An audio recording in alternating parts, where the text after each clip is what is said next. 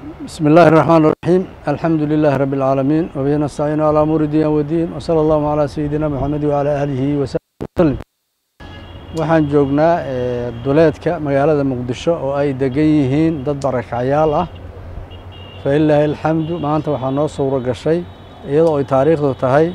22 bishii Afraad 2023 kuna beegan 1 Shawaal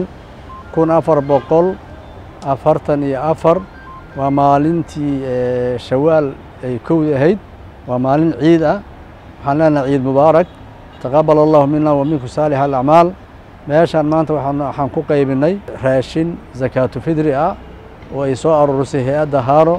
looguna talagalay inay ka faa'iideystaan dadka masaakiinta ah ee deegaankan ku nool raashinkii iyo maartay zakatu fidrigi waan qaybinay hay'adda iyo dadkii raashinka soo sadaqaystayba waxaan leenahay jazakumullahu khayr Allah idin barakeeyo wixii aad baxsateen maartay miisaanka aakhir Allah idin kugu kabo waxa la leeyahay wixii khayraad ku dalbaysan Allah idin ku siiyo wixii sharafad ka baqayseena Allah idin kaga qabto Allahna idin ku xifdiyo idinkii awlaadiina maartay runtii sadaqa ku baxay meel munaasab ah iyo waqti munaasab ay ahayd barakallahu fiikum aan leenahay dadkaas oo aragteen masaakiinta ana ka faa'iideystay wassalaamu alaykum wa rahmatullahi wa barakatuh. بسم الله الرحمن الرحيم الحمد لله رب العالمين ثم الصلاة والسلام على من لا نبي بعد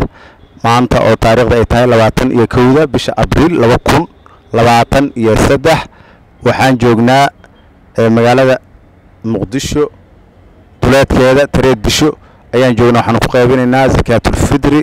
ayaan ugu qaybinaynaa dad masaakiin oo barakacayaal ah marka insha Allah taala ilaahi waxaan uga baryeynaa dadkii soo dhiibtay